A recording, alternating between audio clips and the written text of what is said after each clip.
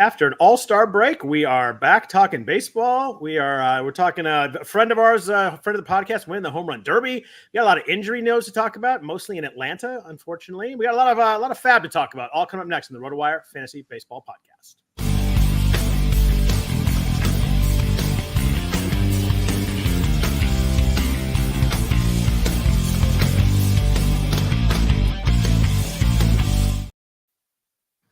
Happy Sunday night, everybody. Welcome to the RotoWire Fantasy Baseball Podcast, sponsored by DraftKings PickSix. We appreciate them for that. If you could please rate and review the podcast, that'd be fantastic. Also, other than that, we're happy to see everybody. We're off for a week. I'm Scott Jenstad, joined as always on Sunday nights by Jeff Erickson. Jeff, how was your all-star week? It's always good, Scott. We went away to Vegas, unplugged for a little bit, took a week off from podcasting. Now we're back at it.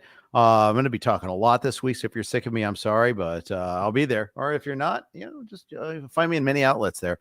Doing rates and barrels tomorrow. You got a football podcast starting too, right? Football tomorrow. I'm doing rates and barrels tomorrow. I'm doing Sarah Sanchez's podcast on Tuesday. Oh, nice. Life is good. Let's go. That's awesome. You got to get your Cubs knowledge up then. Yes, I do. A lot of Leon Durham and Jay Johnstone talk there, I'm sure. Absolutely. Those are my two oldest Cubs I could pull out. Yeah. Ernie Banks, he's older. Well, I was going the oldest and most random ones. All right, good. But it was a fun All-Star break. All-Star game was pretty fun, but we're jumping back in. I know it's not really the second half of the season; it's a little bit past that, but still kind of call it that. But we got about two and a half months left of the season. Still some time to make some moves in our fantasy leagues, but kind of the point where every move matters. Controlling your FAAB matters this late. So we'll talk a bunch about FAAB in a little bit, but. How about some actual baseball first, Jeff? It's funny. I think about 5 weeks ago, we talked about how it was pretty impressive that the American League West had the biggest margin of between first place and second place, with Seattle having a 10-game lead over the Astros and the Rangers. Jeff, Astros are now tied for first place. They were up 1, but Seattle actually won a game today. I'm afraid the Astros are here. Yeah, I'm not even surprised by this. No. The Mariners aren't even surprised by this. I mean, they DFA Ty France today. They know that they're in a bad spot right now. They're really trying to find some ways to boost some offense. It's pretty ugly right now for them. They got this great pitching and they're just wasting with terrible hitting. And now Julio's hurt too, so we'll see. Although it's at least from now, he's having an MRI tomorrow, so we won't really know. Yep. But the X-rays were negative. When he first hit the wall, I thought he was done. Like the way he reacted, me too. Right away. I thought he broke his ankle right away, and I was like, "Oh my gosh, this is horrible." And then he kind of got up and then walked off pretty slowly, but kind of on his own power. He's kind of leaning on the trainer a little bit, but X-rays negative is good. They said day to day for now, but obviously that MRI will be the key. Yes, absolutely. It looked really ugly, and then it looked a little bit better after that. They waved away the cart. That's always a good thing. Yep. Yeah, that was definitely good there. But yeah, so the AL West is it's pretty wide open right now. I mean, the Rangers are still 5 games back, the defending champions, and you figure maybe they get it going here at some point. But Astros and Mariners, 52-47, 53-48 in a dead heat at the moment. Should be fun. Do you have a feeling you think it could be the Astros? I mean, they are clearly to be the better team at the moment. Yeah, and they're getting their pitching. Hunter Brown looks like he does. Stud. It was just okay. Surprisingly, it wasn't great today with Blanco, but I think they're going to be fine. I mean, Saturday was the big gut punch loss for the Mariners. They had a 2-1 lead and all that. Julio hit the big homer against Framber, and then they gave it up. Yep. Yeah, it was too bad. I'm pulling for Seattle. I'd like to see them. Get there, but yeah, you're right. It's anybody but Houston. That's probably true too. As an A's fan, Seattle's got to pull a trade for a hitter, right? Like it's got to do something. I mean, like you mentioned, starting pitching is so good, but I mean they've allowed something like 35 runs less than the Astros, but the Astros have scored like 80 runs more than them. It's just that the offense is just killing them right now. It is. I mean, this is a Safeco problem though too. Yeah. Certain hitters get ruined by Safeco. I mean, you go all the way back to like Richie Sexson, the guy that's a good one who's cruising his career, goes to Seattle, and it's boom, done, over. Even our friend of the show, Teoscar. Yeah. Much better you're getting out of Seattle. No, he's a flawed hitter and all that, but it really gets accentuated there. Is it the hitting backdrop? Is it the ball carrying? I don't know. It seems like it's just a really tough place to hit. Yeah, it really does. I was thinking of Jesse Winker was the other name that popped in my head. I mean, he went for the Reds. He was really good. And then he just died in Seattle. Yes, he did. But you talked about Teoscar. I mean, you look at his year last year, like, oh, he was fine, just a little bit down, but he hit 217 in Safeco and he hit 295 on the road. So like he had a really good year on the road. It's just that he was awful in Seattle. Yeah, it's not the first time, won't be the last. Yeah. It's not everybody that you can't really blame Safeco on Eugenio Suarez, who's hitting 213 this year. But and certainly others have overcome it. It's like, but yeah, at the same time, like even overcoming it, like Paul Spohr mentions, Beltre is probably not in the Hall of Fame if he stays in Seattle. He had good years there, obviously, but maybe right-handers in particular really struggle there. By the way, Ortiz touching his head today before his speech was fantastic. I love that. Yeah, that was amazing. It was awesome. It was great. How many guys that could have done that and got away with it? Bobby was definitely one of those. He just looked at him like, you're not doing anything to me. It was pretty cool. It was funny. I like that. I like that. That Hall of Fame group today was pretty good. I like Helton. Joe Mauer's great. Jim Leyritz was a good speaker, and then Beltre. It was a good group today. Yeah, absolutely. Although I'll be honest, I didn't watch it, so I'll have to watch the Leyritz speech. But I saw some highlights, and Helton's speech was actually really good too. Helton and Leyritz were the two good ones. Yeah. So we alluded to Ty France being gone. Can I interest you in Tyler Locklear at all? I didn't do much in that arena today. I looked at it for a second trying to figure out who was I did know that I said Jim Leyritz instead of Jim Leyland, by the way. Thank you. And I repeated it too. Thanks, so that was Paul. Funny. Yeah, I thought maybe Leyritz was speaking for somebody. I pretty much showed my cards that I didn't pay attention to the Hall of Fame today. But that was a bad one. I knew Leyritz didn't sound right, and I was trying to figure out why it didn't sound right. And I was thinking that somewhere Mark Wohlers is mad at me because I brought up Jim Leyritz in the conversation, though. But yes. Yeah. I mean, I thought about what to do in Seattle, but I just kind of let it go. It was nothing really much there. I don't know what Locklear brings. He showed some speed and power last year, but hasn't done a lot in AAA this year. 4 home runs and 1 stolen base, 142 plate appearances. He was 8-4 in AA, a little bit better there. Struck out a lot so far in his major leagues, but only 32 plate appearances. I think he's probably going to struggle for a while. Yeah, is his nickname No Relation? I like that. Yeah. He might be related for all we know, but Heather. I'm guessing he and Heather are not related. With my guess. Yeah. Well, certainly not in the same gen, but yeah. That's the way to date yourself there with Heather Locklear reference. Unfortunately, I got it, so I know what you're talking about. Yeah. Any boy knows. Come on. Yeah. But Jeff, how do you feel about the Royals right now? They have won. They've won 3 games in a row. They're now tied with Minnesota, who dropped 3 this weekend. Losing gets swept by Milwaukee coming out of the break. That was actually a fun series, though. That was a really fun series. But they're tied. They're only 5 behind Cleveland right now. We talked earlier this season, like the Royals' run differential is really good. Are they for real? And they kind of stumbled for a bit, but they're back. I mean, they have plus 74 right now, 55 and 45. What do you think about this? Seth Lugo's on a path to maybe win the Cy Young. It's pretty wild right now. That is wild. That's a sentence I did not expect to hear this year. Yeah. As much as I like Lugo, I got him in XFL. I fended off trade offers for him when I drafted him in the auction. I would be, you got to look at the body of work and say, okay, plus 74 is a real thing. I would, this weekend doesn't do much to move the needle because it was against the White Sox. But yeah, I mean, there's some talent here. I don't know how they're getting it done, to be honest with you. I see what they've done. I mean, it's really pitching. I mean, they're right there with Seattle and Cleveland with the least runs given up in the American League. It really has been the pitching. Yeah. The hitting's not that bad either. A 459 runs scored. That's what in the AL alone. That's probably what fourth among the wild card contenders. I'm only looking at the it's like middle-ish of the pack, maybe a little bit higher than that. I mean, it's been good, and their pitching's been really, really good. Yeah. And the thing is, like, you look at the names, and you're like, okay, Lugo's fine. Okay, Cole Reagans, yeah. We thought if we thought there was going to be a Royals Cy Young candidate, we thought it would have been Reagans. Brady Singer certainly had a nice step up. We've seen this before from Singer too, is the funny thing. Look at 2022, 323, 114. It's not the first time he's put in numbers like this. Waka, you'd kind of expect cromulent numbers, and that's what you've gotten. He's only had one. That's the only IL stint that there's 5 starters have had, which is That helps a ton. Pretty huge. Yeah. So they're getting like that, and their bullpen's nothing special. That's the funny thing is, in fact, they've struggled to find some good bullpen work at times. That's why they had to trade for Hunter Harvey and actually kind of paid a pretty hefty price for it. They did. But they did pay a price, and hey, I like that they're doing that. I do too.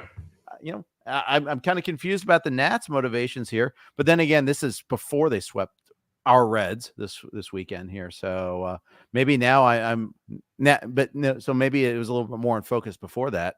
But hey, good on the Royals for trying. And it feels like there's always that one pitcher each year that like every month we're like, oh, well, he's going to regress. He can't keep it up. He's getting lucky. And that's the Seth Lugo this year. And just, he keeps trucking along.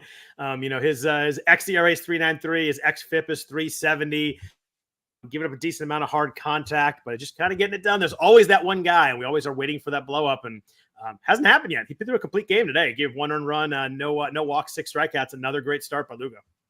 Yeah, he's been amazing, and the fact that he's to that extent is pretty impressive. The fact that he's been this durable, I think that's the other thing. And how many innings did he expect to see out of Lugo this year?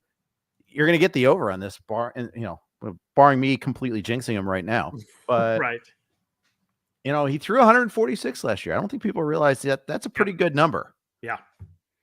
It is. So it's been fun. I like when there's the fun news stories and they kind of stick around. I think we're so used to like, oh, good April, and they go away, but it seems like they're sticking around and maybe making a little run here. Speaking of playoff stuff, the National League is going. That's gonna be one of the bigger stories in the second half. Is the National League wild card. It is. We've talked about it a little bit in the past, but it is just an absolute debacle of a mess of teams. You only have 2 teams in the National League that are out of the race. 2 teams in the entire league are out of the race. The Rockies and the Marlins are done. They're both 15 out of the third wild card spot. But you've got 3 teams tied for the third wild card spot: the Mets, the D-backs, and the Padres. The Cardinals are a little bit ahead of them, and the Braves are a little bit ahead of them, but the Braves have a ton of injuries right now. Then you got Pittsburgh Giants, Cubs, Nats, and Reds, all within 4 of the third wild card. There are whatever that is. That's 9 teams, 10 teams, whatever. It's a mess, and nobody's out of it except for the Rockies and Marlins. It's wild. The Reds are this close to being out of it. But they're 4 out of it. Like that's right there. Yeah, I know there's a lot of teams in the way, but the number of teams. There. It's just I look at the roster though. I look at just somehow they're plus 31. I was going to say, would you believe me? They have the best run differential of all the teams I just listed. Number 1.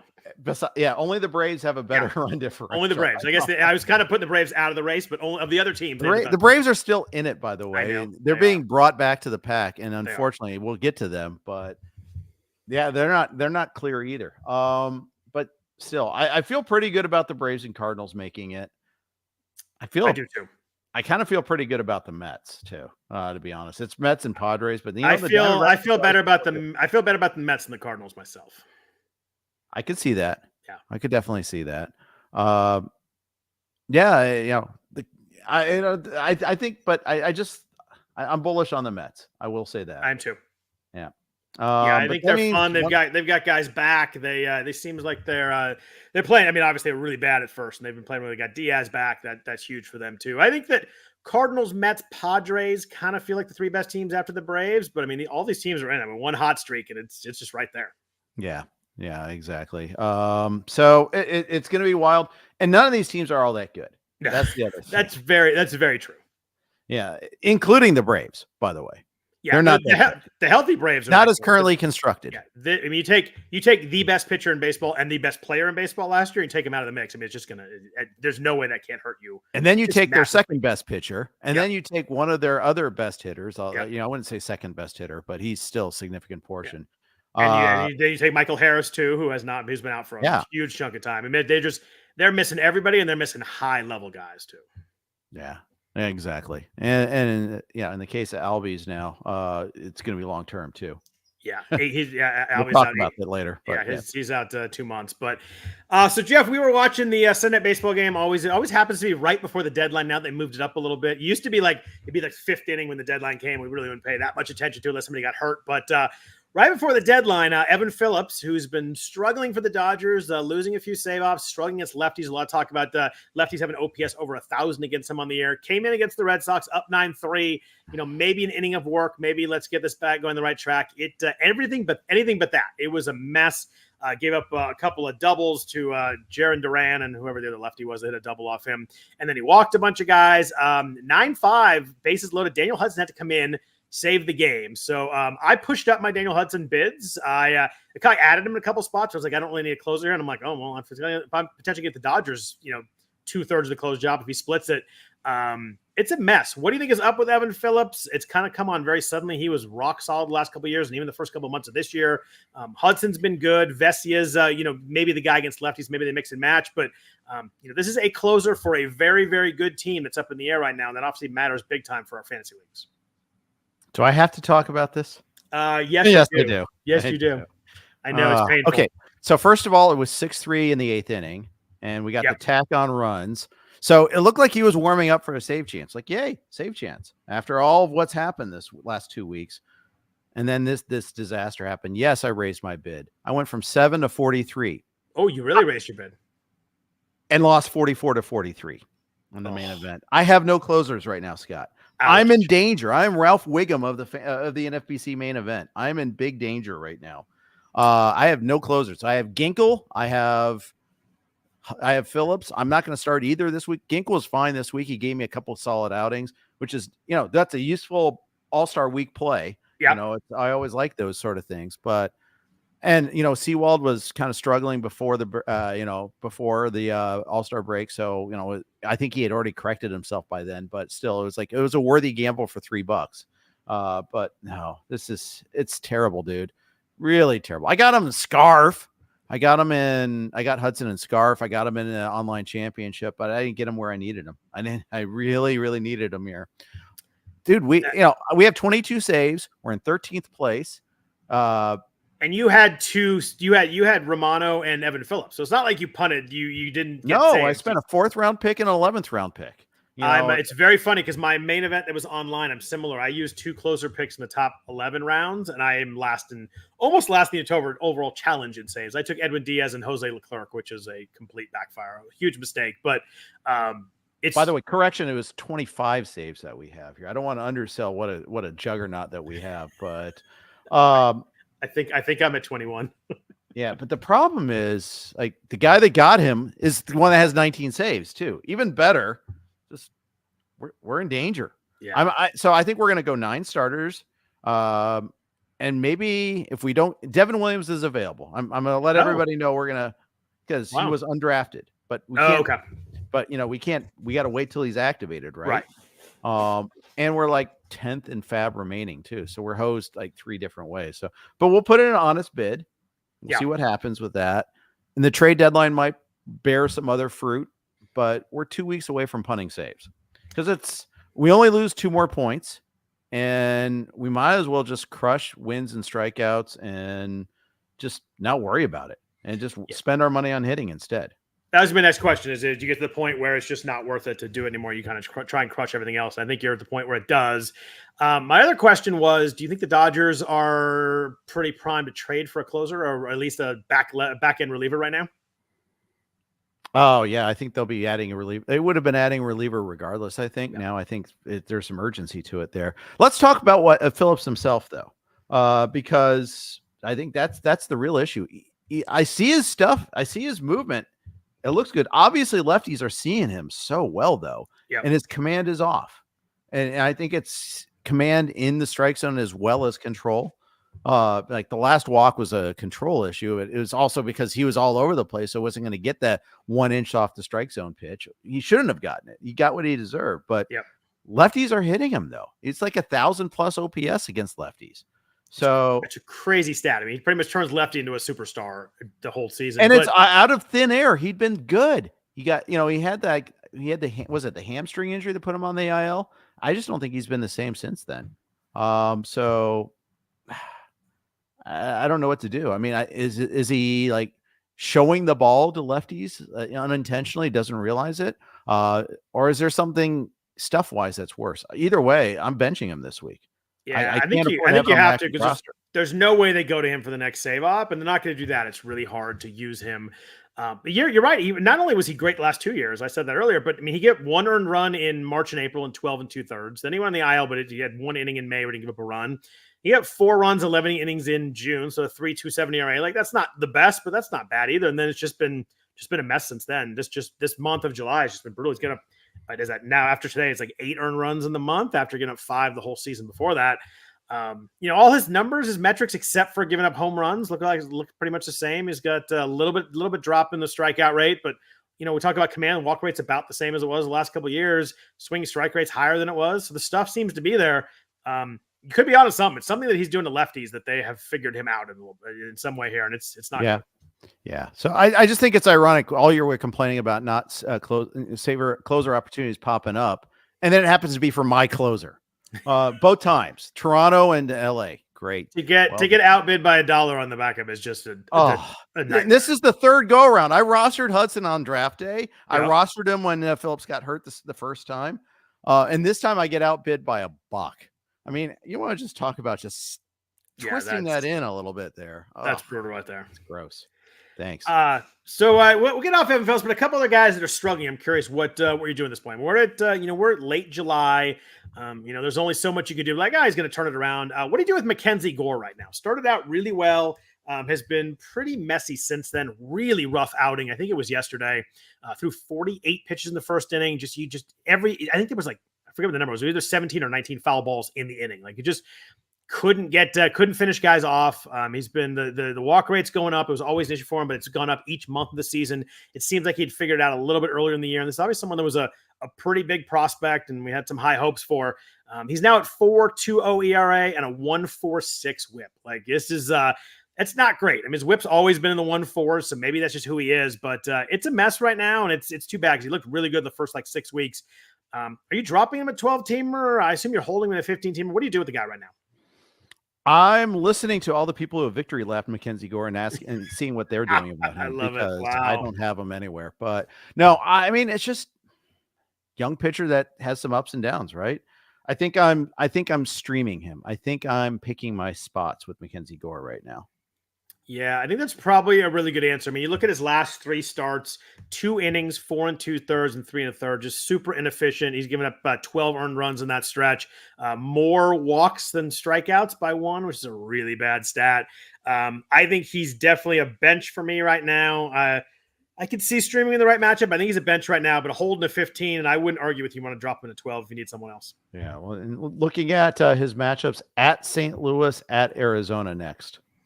I just don't think I'd throw either one of those. Definitely not Arizona. Arizona hits lefties really well, as Justin Steele found out on Friday. But they've had other instances there where they've hit some lefties pretty well too. So yeah, I'd sit him for a week, see what happens, let it filter down a little. I don't know.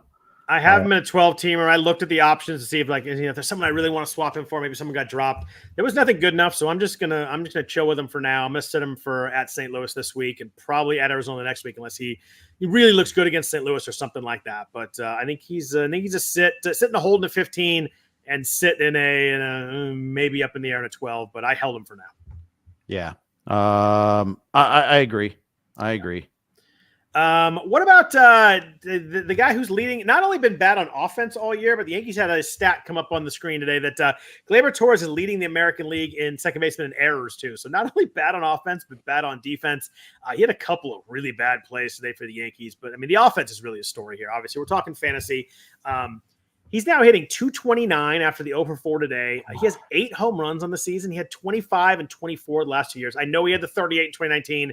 We throw that out. Happy fun ball year, but you expect mid-20s. He's only got 4 stolen bases. OBP's down 40 points from last year. Slugs down over 100 points. Strikeout rate's up 8%. Hard hit rate's down 6%. This is a completely different guy right now, and I think it's hard to drop him to 15, but, man, I'm looking for other options big time. He's hard to play right now. He is. I don't have better options for the places where I have him, though, is the problem. Yeah. I've got him in a score sheet league. It's actually an NL only league, but we have a crossover thing, and he was a Cubs prospect originally, if you recall. Yep. So, I mean, I acquired him in a trade. Someone had the prescience to draft him as a prospect. Enjoyed the good years, but I don't see a reason for the massive drop off. He's 27. Yeah. I mean, but then again, 2021 happened. This is very similar to that year. It is. minus 20 batting average points. Maybe he is done. It's really weird. Paul Spore in the chat mentioned errors don't tell the story on defense. I do agree with that. I brought that up because it happened to be the stat today. But I watch a lot of Yankees games. He does not look good in the field either. He doesn't look locked in. I don't know what it is, and he's still hitting what, 5th or 6th of the Yankees. It's hard. Like the lineup spot is so good hitting behind some of those guys. Soto and Judge are on base all the time in front of him, and he's got 35 RBIs in the year and almost 400 plate appearances. Just brutal. I mean, who are they going to play in his stead? Cabrera? You can't pay Gigi LeMahieu because he's literally the worst hitter in baseball. So funny how that worm has turned so fast with both of those guys. And I know I'm prone to hyperbole, but he actually might be. He's right there. He's his OBP right now is 270. His slugging is 202. Gigi LeMahieu is horrible right now. No home runs and no stolen bases. It's a disaster. Yeah. I want to say Bichette might be the worst, but it's close. Who is that? That would be Martin Maldonado. Oh yeah. Although I think he's out. He got cut actually, didn't he? How about non-catcher version? Yeah. Yeah. I just actually Maldonado, did Maldonado get cut? Yeah, he got released, straight up released. He was worse. 404 OPS, by the way. I'm shocked he cleared waivers. Yeah, me too. But he's so good for the pitching staff, can't you tell? The guy's been such a bad hitter for so freaking long. Although I will say it would be really richly funny if like Crochet and Fetty fell apart once Bichette left. But none of that would be funny, Jeff. I do not need either of his fallen. Oh yeah, well both of them are. At least one of them is going to get dealt, right? You said Maldonado. Yeah, you said Maldonado was 404. Yeah. LeMahieu's 471. Yeah, that's like a way better hitter. What are you talking about? But I mean, 67 points of OPS, Scott. That's LeMahieu wasn't good last year, and his OPS was 717. He's down like 250 points. It's comically bad. It's really bad. I've gotten many things wrong this year. I did get right staying away from LeMahieu. She was trying to bid big on him when he came back, and I put the kibosh on that one. Yeah, it's rough right there. But let's get on to talking fantasy this week, talk some FAAB, some news and notes. Big week this week, Jeff. We've got 12 teams with 7 games. The Giants play 8. The Giants have a doubleheader against the Rockies. It is in San Francisco, but they do have a doubleheader against the Rockies. So there are a lot of games this week. We should get a lot of action. The ball's flying out right now. There were a couple balls today. I'm like, oh, that's not out. But I think the ball's flying a little bit. It's hot. It's hot everywhere. It was hot here. The ball was really flying at Dodger Stadium today. But we should get a lot of runs this week. It should be a fun week of baseball. There's a lot of pitchers going twice a week too. There are a lot of teams that held back their pitchers. Friday, Saturday, Sunday. Guys who threw in the All-Star game. Hunter Green, Crochet. I have like 7 or 8 2-steps in one of my leagues. There's a lot of guys going twice this week. Not to mention Zach Wheeler also. Yep. Good call. Ironically, I had 8 starters this week in the main event. Wow. You want to know how many? You want to know how many I had? One win. Oh my god. You want to know how many stars I had this week? I ended up with 0. I know, because you had the one rain out thing. Yep. I had before Fried got hurt, I had 9 guys that had 2 starts this week coming up because every one of the guys were going Monday. Nobody was hurt, just kind of the way it worked out. There wasn't really much I could do about it. Before we get into news and notes, Jeff, did you see Shohei Ohtani's home run tonight? Did it land yet? Oh my god! Well, the thing I loved about it, you and I have been a lot of games at Dodger Stadiums. That is a bomb there. Yeah, and they named something like Stargell and all that. Yep. What I loved, it was right center. It wasn't like down the line or anything. It was right center and went over the bleachers there. And it was over. It was over like the sign hanging from the roof too. It was just like right under the roof. Like that is a bomb there. And he hit it, and I'm like, oh, that's crushed. And it just kept going. I love the sound that comes off the bat with him. Just love it. I mean, it was just a perfect swing, a hanging slider from Cutter Crawford, and it was just absolutely mashed. It was I saw a stat that he 97 games, he's 1 home run behind Matt Kemp for the most 450 foot home runs in the history of being a Dodger. Wow. He's been there. It's July 21st of his first season.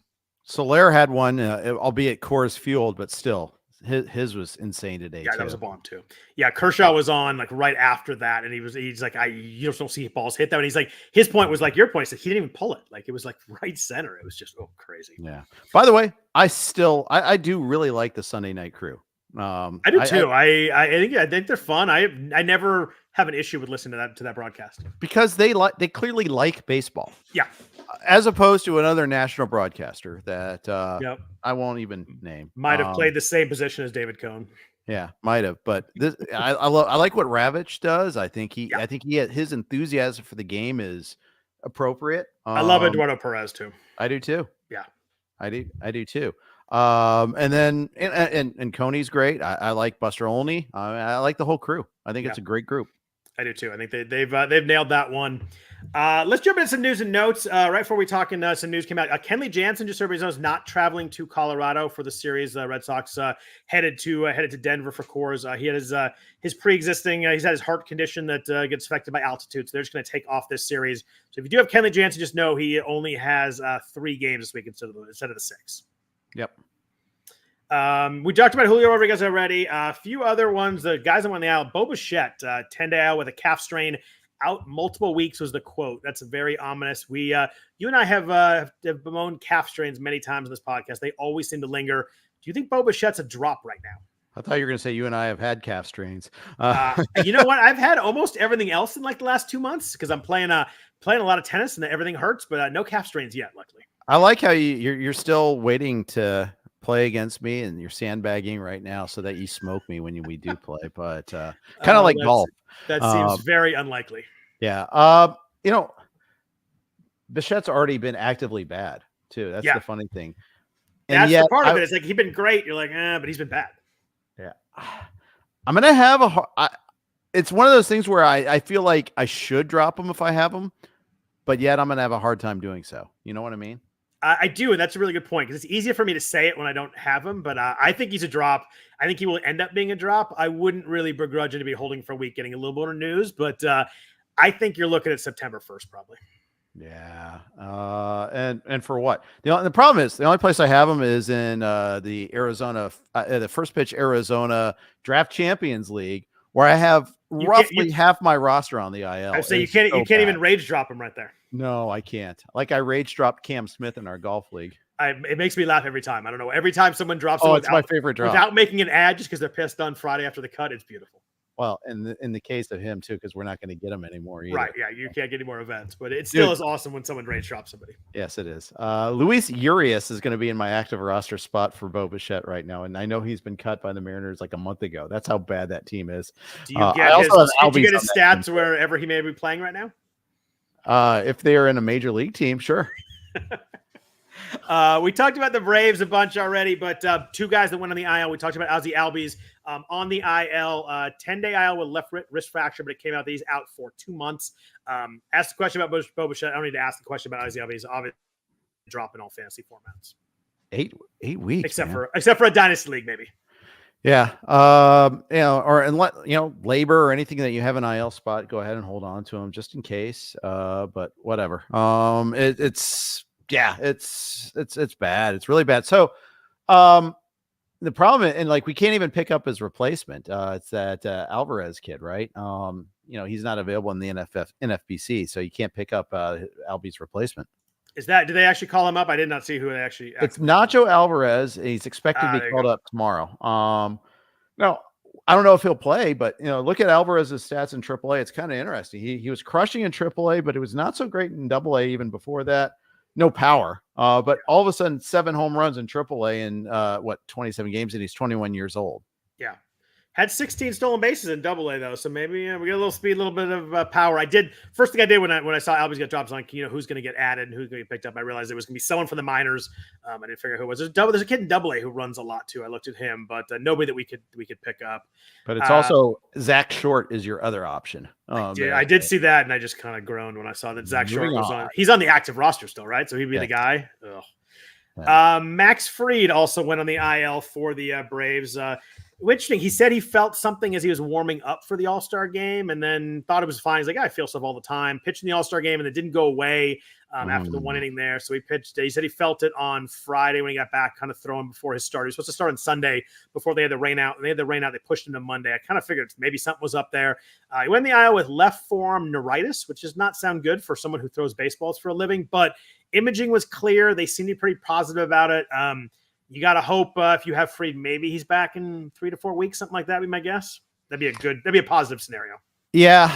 I didn't draft Fried often in draft season this year, and then was kicking myself after he was fine after the first 2 starts, because of what happened last year. And I wonder if this is somehow tangentially related to that, that he's had this, something similar to this before.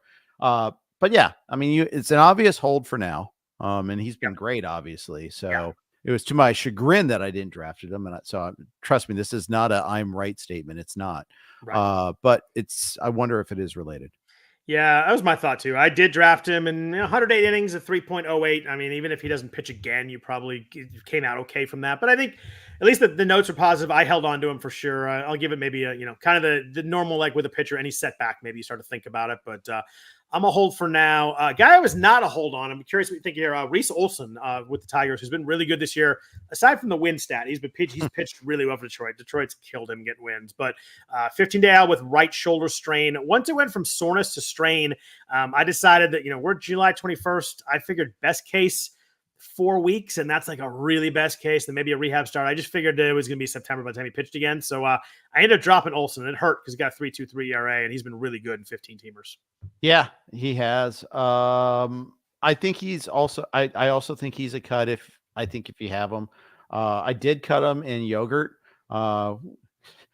The yogurt league is so crazy. Some weeks I get outbid and I'm surprised. Other weeks there's 7 players picked up, and this is one of those other weeks. I picked up Hayden Birdsong for Olson there, and hey, 12 strikeouts and cores today. Yeah, looked good. Why not? Signature significance, right? I think that's something. Yeah, no, that works right there. Carlos Correa went the 10-day out with plantar fasciitis. Kind of figured he'd be okay after the All-Star break, but it turned out to not be okay. That's just Jeff. I didn't have a calf strain, but I have had plantar fasciitis. It's not fun. Yeah, it isn't. Unlike Carlos Correa, though, I just powered through it myself. Oh yeah, yes, absolutely. There's a little bit less invested in me by teams than there is Carlos Correa. We've got, he's due for, he's good for a couple of trips every year. He is, unfortunately. Speaking of the IL, the longest unexpected IL stint, Kyle Tucker apparently did intense defensive drills on Saturday. That did not fire me up. I need Kyle Tucker doing some intense baseball playing, and it's I can't believe he's been out this long. It obviously must have been a pretty significant bone bruise in there, but for someone who didn't break anything or tear anything, like he's been out a long time. Wanted to finish the at bat. I mean, we've talked about this before. Yeah. I don't trust the Astros at all, because Verlander has been gone for a long time, and he was fighting. Not at first he wasn't going to go on the IL either. With that, wasn't even going to miss a start. I just don't trust their estimates. To Dennis Timko in the chat, he's a podiatrist at plantar fasciitis sucks. I can promise you, it really does suck. It's awful. Dodgers are getting some good news this week. They're getting 2 of their studs back. Tyler Glasnow is pitching Wednesday. Clayton Kershaw is pitching Thursday, so that should be fun.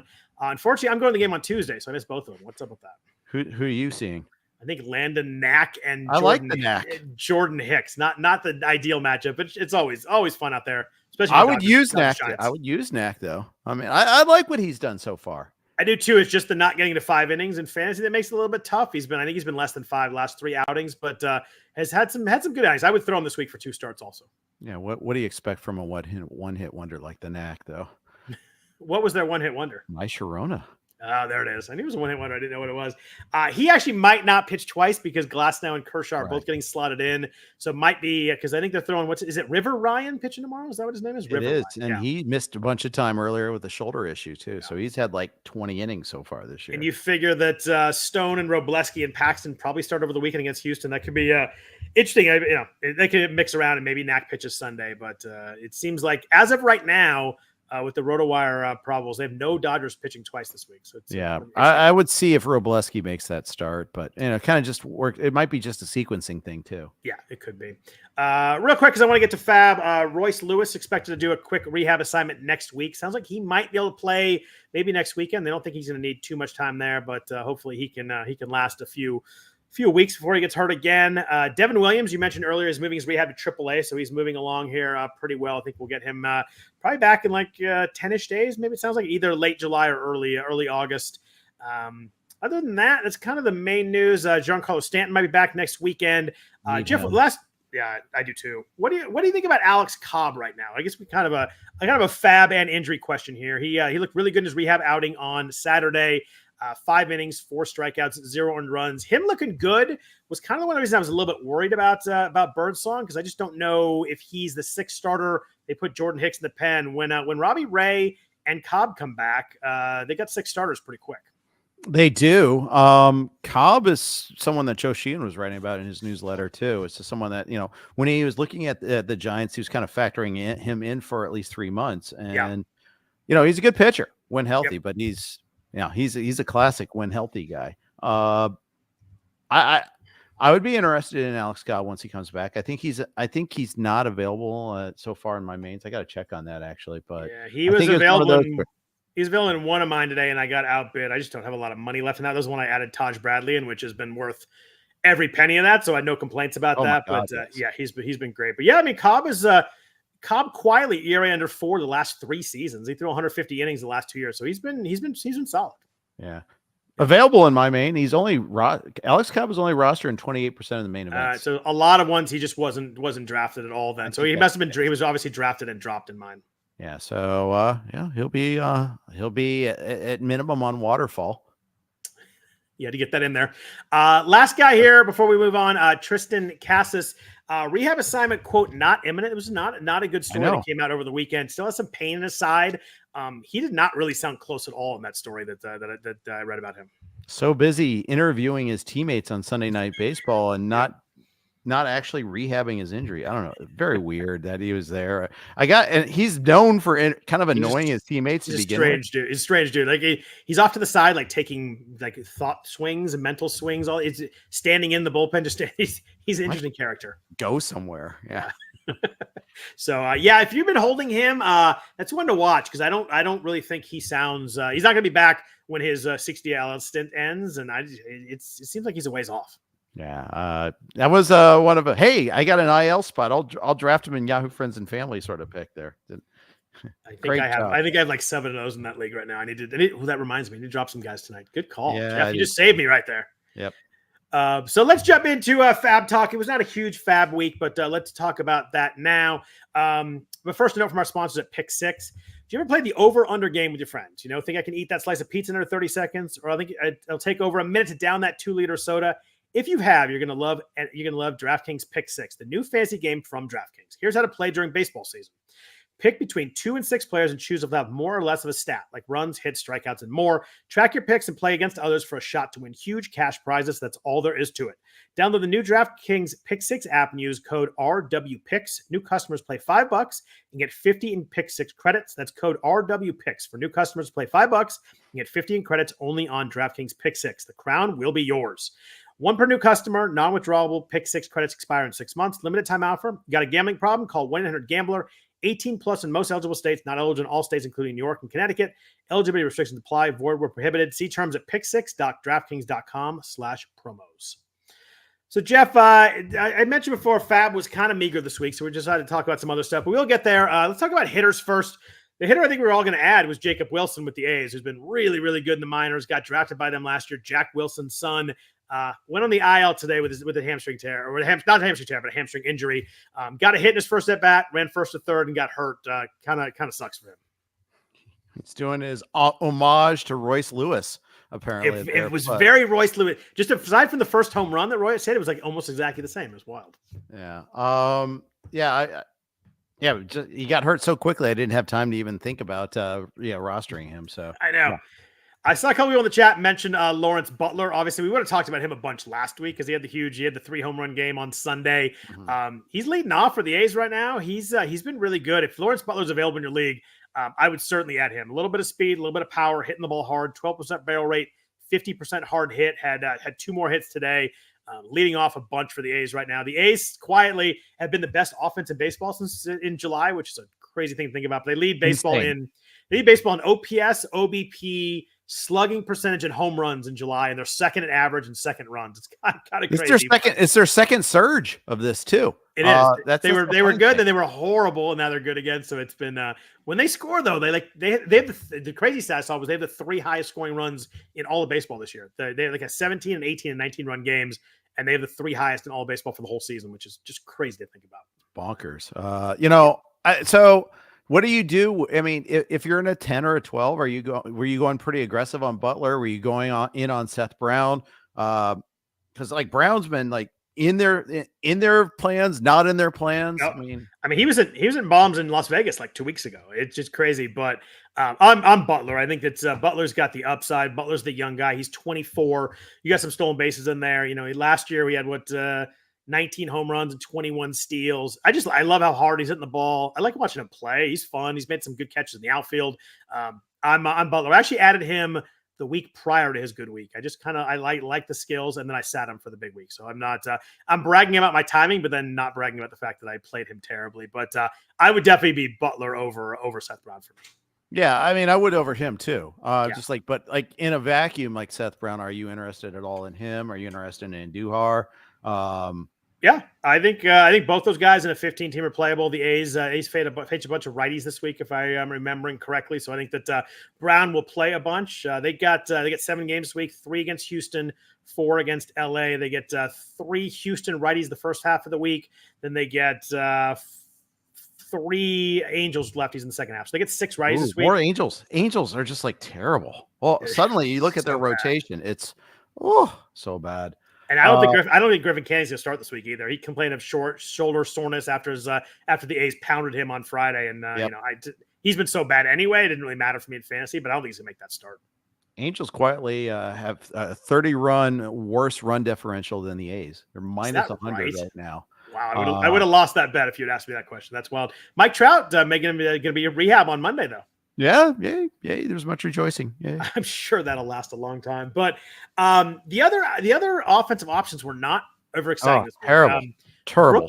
Brooks Baldwin was called up by the White Sox. Seems like he's going to play pretty regularly. Kind of an interesting guy in the minors. Second base eligibility might play some shortstop there, so maybe get dual eligibility. But he had 17 stolen bases and hit over like 325 in the minors for this year in AA and AAA. It's kind of a playing time play and a little bit of a stolen base upside there. But other than that, I mean, the Giants have 8 games. So I looked at some Mike Yastrzemski, some Lamont Wade, some guys there. But other than that, who else did you like on offense? I think that it was about as meager as an offense group I've seen in FAAB. Yeah, well, the 3 days doesn't help. But is probably a relative term, but I picked up Juan Yepez in a league. I like that one. Yeah. I picked up Ernie Clement in the main. Yeah, playing a lot, and with Bichette out, the playing time should continue to be there for sure. Victor Robles, Steve Japinka picked up in our main also. I had him as my top bid in the main event. I ended up getting Eddie Rosario just because at bats and maybe some power, but Robles is quietly hitting the ball hard and hitting second for the Mariners right now. Yeah. Gavin Lux had a big day tonight. He was picked up by Japinka as well in our main. I finally cured myself of the wanted to pick up Gavin Lux. Wouldn't that be rich if all of a sudden then? Japinka picked it up, but I didn't. So they'll tell you what's going to happen right there. Yeah, right. 3 home runs in 10 days though. Had 3 hits tonight. Had a nice opposite field home run that the girl in left field dropped, and they went and interviewed her. And then, did you see that clip at all? I didn't see the interview. I saw the drop. So she dropped it. They went, Buster went out there, gave her a ball from the Dodgers dugout, interviewed her. And as they were interviewing her, Austin Barnes hit a ball 3 rows over, like directly over their head as they were doing the interview. She stopped talking to him and started looking, and the ball's coming right at her. Literally landed 3 rows behind. It's coming right for us. Yeah, it was pretty funny. But yeah, that's kind of about it. I didn't really see much else. The one guy I wanted to ask you about, how do you feel about Xavier Edwards playing every day for the Marlins right now? Has some stolen base upside. If you need steals, he feels like a guy that maybe you get some steals out of. Yeah, absolutely. I mean, I think that's not a bad thought. To see, if you need those bags, playing time's there. Yeah. Tim Anderson's gone. He's had 3 bags so far, so nothing special, but he is hitting for average. Yep. So, yeah, there are worse stabs that you could make for sure. A guy who's fast and doesn't strike out a lot, can get on base a little bit. He had a pretty decent OBP last year in AAA with the Marlins. So, mildly interesting. Paul Spore just put in the chat that Victor Robles is still only 27. I had to look that up because I thought I just assumed that sounded impossible, but he's 27. That's crazy. Yeah, exactly. Cool. The other Xavier Edwards fact. He was the quote unquote slapdick prospect that Blake Snell was complaining about when they traded away Tommy Pham. That was a while ago. That was like 2000. 2021. And he, because Blake Snell was still a Ray. I mean, that's that long ago, but now he's finally kind of making an impact now. That is pretty awesome. That's a good claim to fame right there. Yeah. Other than that, like Edouard Julien got called back up by the Twins. I just don't know how much he's going to play, and it was really bad the first time around. Mark Canna was kind of available in some leagues, but man, we're really digging. Offense was tough this week. It was. I was looking through my leagues to see who else I picked up, and me too. There wasn't a whole lot there. I mean, Julien would be interesting. I mean, this is a guy that we spent significant draft capital on. If you got him, we saw last year that he could provide some category juice too. It's just that batting average is not one of those juices. There was Colton Cowser was available in one of my mains in my online championship. I think Baltimore is one of the more interesting teams this next week because they're going to have to trade a couple of these offensive guys to get some pitching, right? And not only will, if they trade Cowser or Kjerstad, not only will that you cannot open up stuff in Baltimore, but those guys are going to start wherever they go too. So if either of those guys are available in a smaller league, I think now's the time to grab Cowser, grab Kjerstad if someone got frustrated with the playing time, because either they're going to play in Baltimore or they're going to be playing someone else in about 10 days here. Cowser actually had a pretty decent weekend in 2 of the 3 games too, on our bench, by the way, because every other one of our hitters decided they were still on break. It killed me that Cowser did well because he was available in my main events where I need some offense. I was hoping to not. I don't have money there, and once he did well, I'm like, yeah, I'm not getting. I'd go so far as say go pick up Connor Norby if you can, or go pick up Jackson Holiday if you can, because I think Holiday's starting to ramp up in the field now. He was DH for a while. Now he's playing like half games at second base. 2 bombs on Friday too, right? Yeah. So I didn't know that, but yeah. And even Kobe Mayo if you're allowed to. I think there's going to be some movement. I mean, Baltimore had another kind of weekend results wise. I mean, they're a great team, but I think you look at that pitching and you're like, they've got Zimmerman lined up for a start on Friday, I think. And he's been terrible in AAA too. They don't have the pitching. They don't, and they've so much offense. It just maybe they won't do anything. Maybe they don't want to trade these guys, but man, this is just the prime situation where I think they have to trade for a pitcher. Yeah. By the way, I love that Spore was typing in the forum the same time as I was talking about Xavier Edwards, by the way.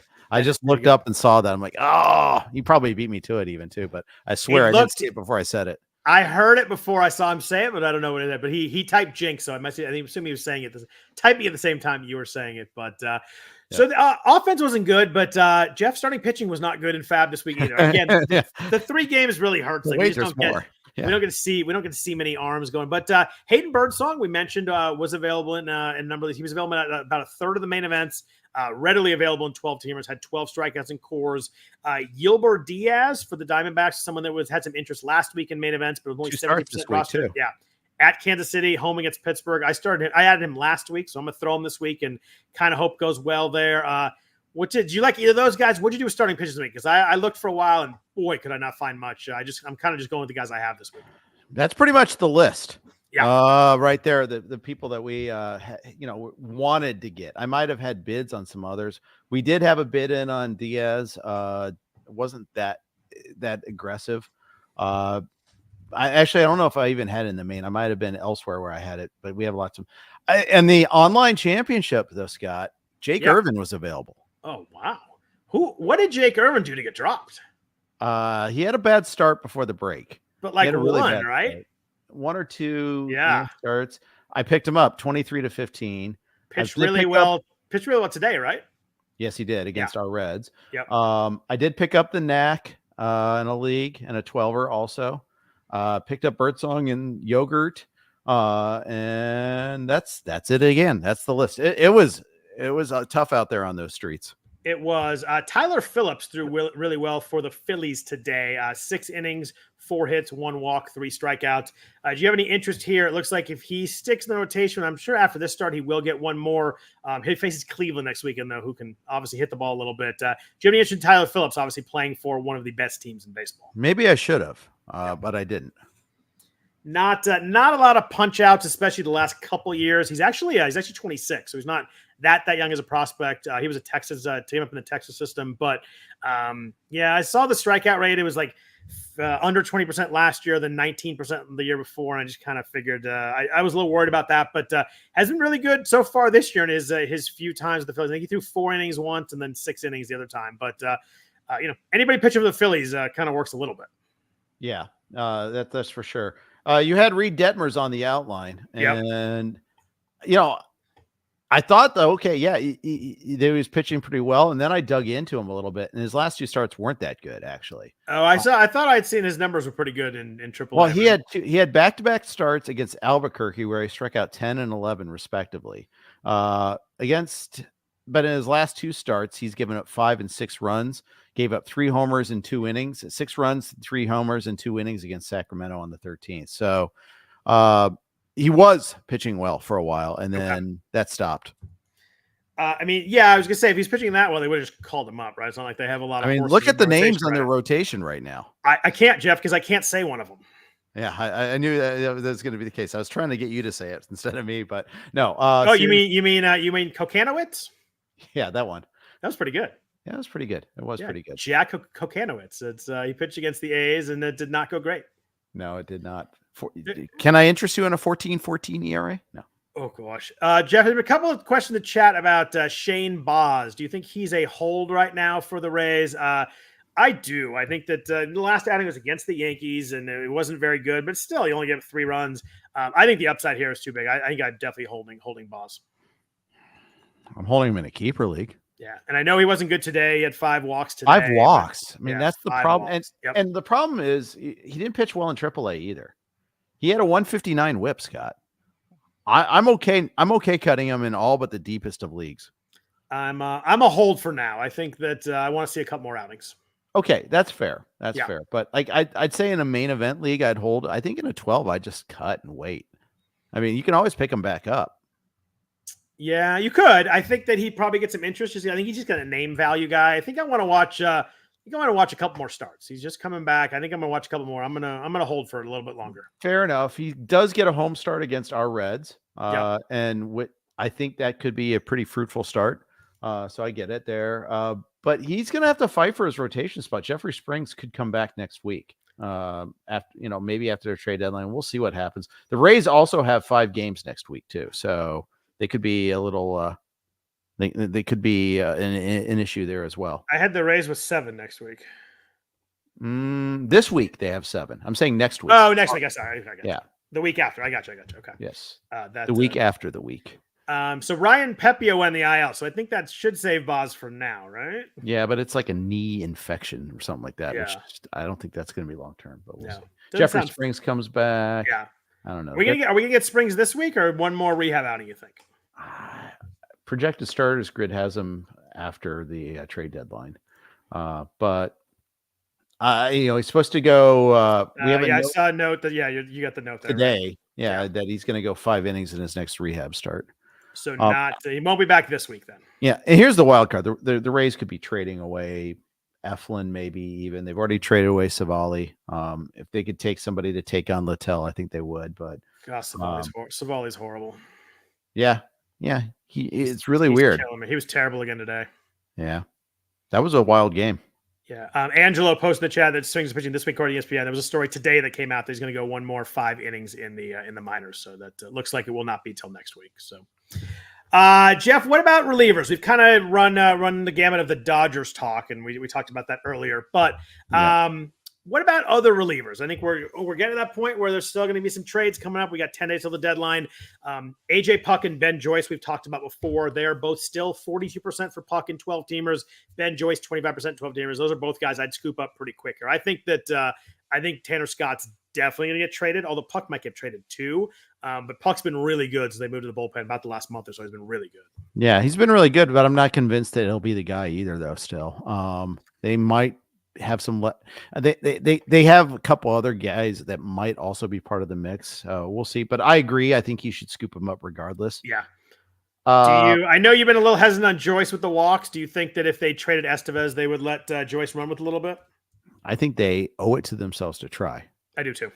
That's for our game, that's very, very important because I think they want 2 months to look at him. No, because they're not going anywhere this year. Obviously, if you get 2 months to look at him, I think it makes a lot of sense. Then make a decision in the offseason if you want to stick with it.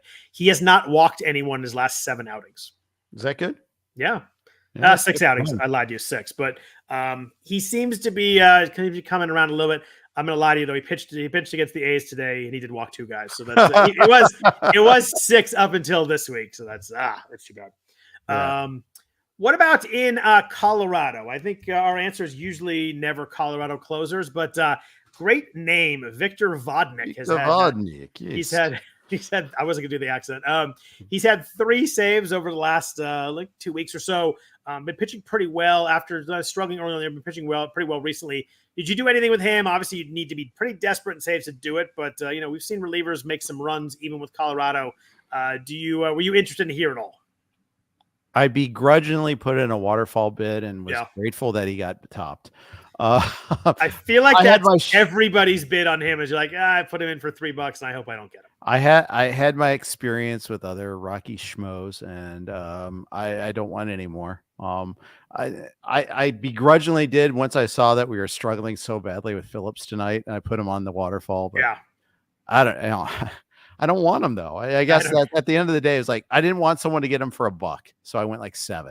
And I did the same thing, and then when Hudson kind of got that save, I just moved Hudson up there, and I was like, I'm just not going to do this. So he moved pretty far down my waterfall at that point. Watch him go Daniel Bard on us and get like 15 saves over the last 2.5 months. That would be so perfect. Wouldn't be the first time it happened with those Rockies closers. But Jeff, 2 more guys I want to talk about just baseball offense wise.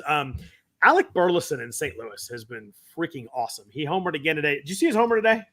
I heard the tales of the legend of it on the roof in right field in Atlanta. It was a freaking bomb, and it was right down the line, so not quite Ohtani distance, but like 435 or something. But it was absolutely crushed, and he's been really, really good. Leads baseball with 32 RBI over the last month. I just did since June 21st, just kind of looking at who's been hot.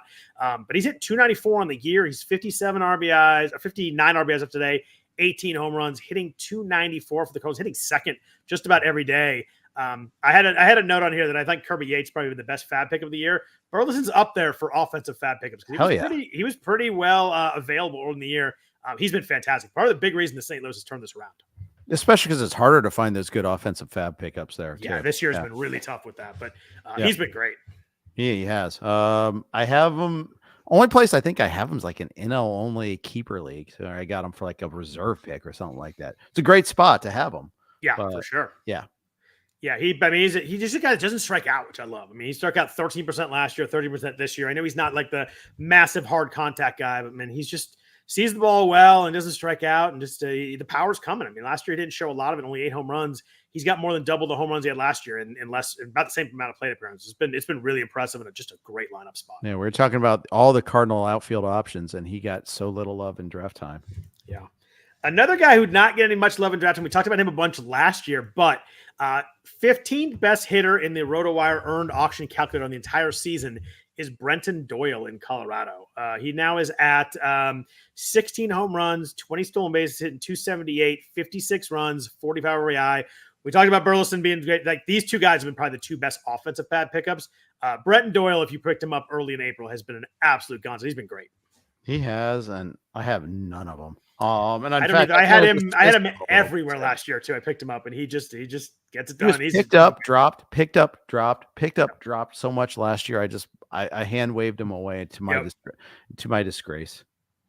Yeah, he's been really good. It's fun. You look at I was just looking at the RotoWire earned auction calculator, just kind of see who's been up there for the year and kind of get a feeling for 3.5 months. It's funny how you look at it, and like 8 of the top 7 of the top 8, something in there were all top 3 round picks. Like they're all the guys that are up there were studs. There not been a ton of huge breakouts. Marcell Ozuna is the one guy that was top 8 that was not taken in the top 3 rounds. But it's been the studs have been studs. But you get down a little bit, you get guys like Burleson and Doyle. Those are the guys that win leagues right there. Now, Paul Sporer is bragging about drafting Brenton Doyle. Sorry, I didn't mean to put him in FAAB if you weren't playing in Paul's league. There you go. But he's been really good. Those 2 guys, I mean, you pick up guys like that, it's just huge. Yeah. Yeah. It is massive. Massive. You get that there. Just like in football last year, we had a couple huge pickups like Puka Nacua, Kyron Williams, reminder of like the Peyton Hillis year, where nobody saw that coming. He was like stud the whole year. I mean, every once in a while you get that, and it's massive. You can get it. Yeah, I mean, crazy. Think of someone like Puka Nacua, like wasn't drafted last year, and now he's a first-round pick this year. It's pretty wild. Is Anthony Santander the most underrated player in baseball right now? That dude just mashes. 27 home runs, 66 RBI. You don't really hear much about him. I know the average is not really high, but man, he is crushing right now. He's been unbelievably good since the 1st of June. Yeah, I think there are people that wanted him traded at one point in time. Open up more at bats, and that's going to happen pretty quick. No, that's not happening. No, he's been really good, really fun. That was kind of all I had. We talked about Lawrence Butler earlier. Last thing, Jackson Chourio is coming on. We talked a bunch about him and Wyatt Langford in the preseason. Those are kind of the two sexy rookie names that are moving way up. Both struggled early, then Langford got hurt. Chourio's been really, really good about the last 4 or 5 weeks. Had another big game today. Had a homer, 3 RBI, 2 runs scored. He got the average of 253 today. He's coming fast. He's obviously a stud, athletic, talented guy, but he's coming pretty quick. Hard hit rate's moving up. I think he's gonna be good, really good for the second half here.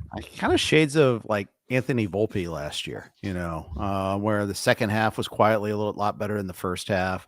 Batting average is going to take a while to get there. OBP's the difference is Volpe always was taking walks the whole time through, whereas Chourio hasn't been. But Chourio is also 20.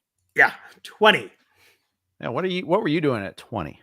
Not hitting bombs in the majors, Jeff. No. But I wasn't doing that at 40 either, though. No, not even in my slow pitch softball league. But you look at Chourio, kind of the growth. He hit 206 in April. He hit 215 in May, but 315 in June, 283 in July. That was even before today.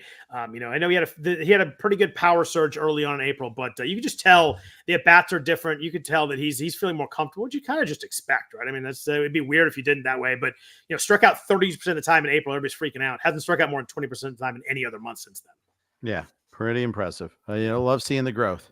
You do, and the Brewers are pretty darn good.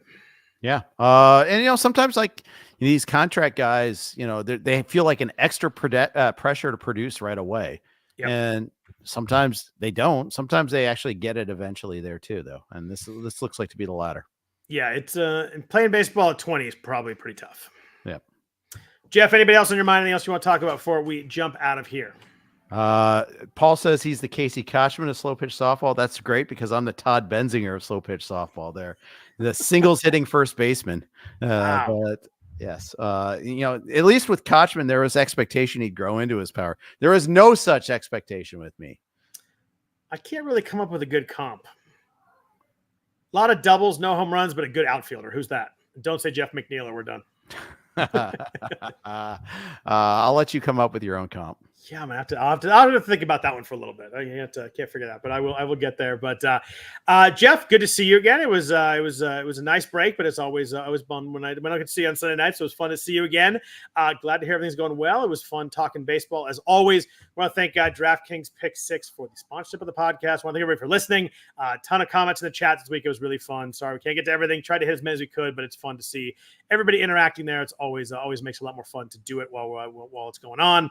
If you're listening to the audio version, we thank you there. If you please rate or review the podcast, that'd be great too. You want to follow Jeff on Twitter? He's at Jeff_Erickson. I am at Scott Jenstad. You can hear Jeff all week long on baseball and football podcast, doing double duty this week. So appreciate everybody listening. We'll be back at you next week. Hope everybody has a really good week, a good fantasy week. We'll take care. We'll talk to you next Sunday.